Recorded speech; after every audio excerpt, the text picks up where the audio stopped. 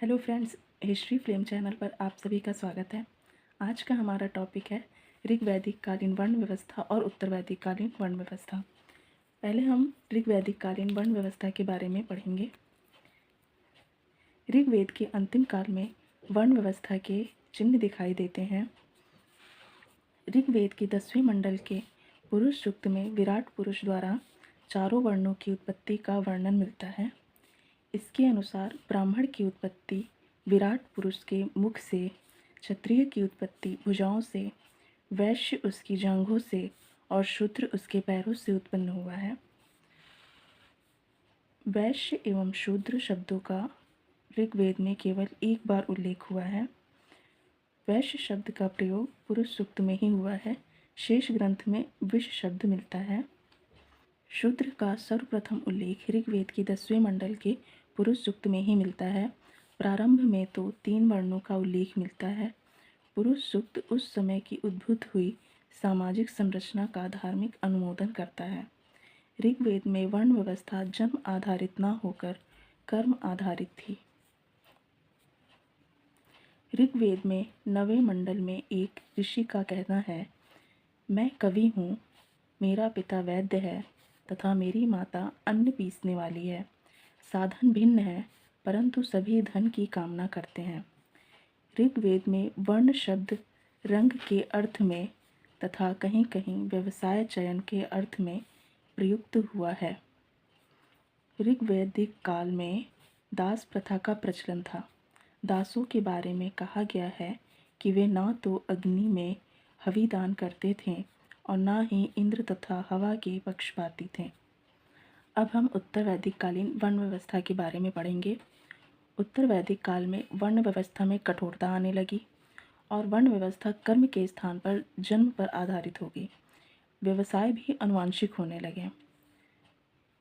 समाज स्पष्टतः 4 वर्णों में विभक्त हो गया, ब्राह्मण, क्षत्रिय, वैश्य, शूद्र। ऐतरेय ब्राह्मण में सर्वप्रथम चारों वर्णों के कर्तव्यों का उल्लेख किया गया है। कर्मकांड एवं यज्ञों का प्रचलन बढ़ गया था, जिससे ब्राह्मणों की शक्ति बढ़ी। ब्राह्मण, क्षत्रिय, वैश्य उपनयन संस्कार के अधिकारी थे। इन तीनों को द्विज कहा जाता था। शूद्र वर्ण को उपनयन संस्कार का पात्र नहीं माना गया। शतपथ ब्राह्मण में चारों वर्णों की अंत्येष्टि के लिए 4 प्रकार के टीलों का उल्लेख किया गया है। उत्तर वैदिक काल में केवल वैश्य ही कर चुकाते थे। शतपथ ब्राह्मण में वैश्य का लक्षण दूसरे को बलि देने वाला और दूसरे के द्वारा भोज्य या उपयोग में आने वाला बताया गया है। ब्राह्मण एवं क्षत्रिय वैश्यों द्वारा दिए गए कर पर निर्भर थे।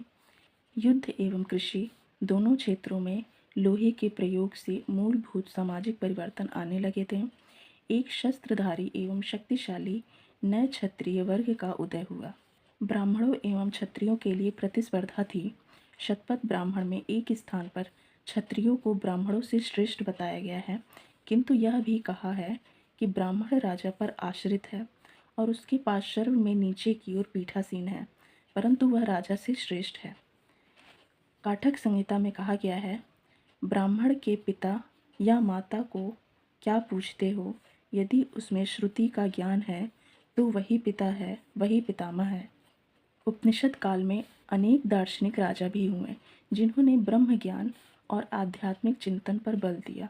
यह ब्राह्मणों की श्रेष्ठता को चुनौती थी। उद्दालक आरुणेय ने प्रवाहन जाबाली से शिक्षा प्राप्त की थी।